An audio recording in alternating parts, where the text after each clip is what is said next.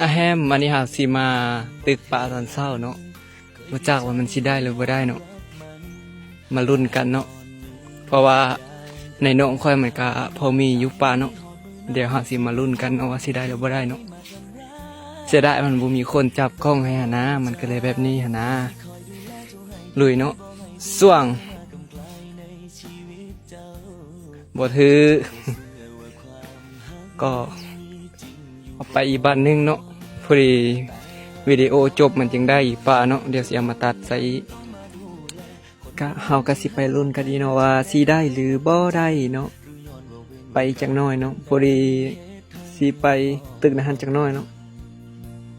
ค่อยว่ามันต้องเบ็ดแฮนซัมนั่นแหละ ก็ไล่ปลาเป็นที่เรียบร้อยเนาะก็คนมันมานะนะก็พอได้กินเนาะมันก็บ่พอหลายแต่ว่ามันก็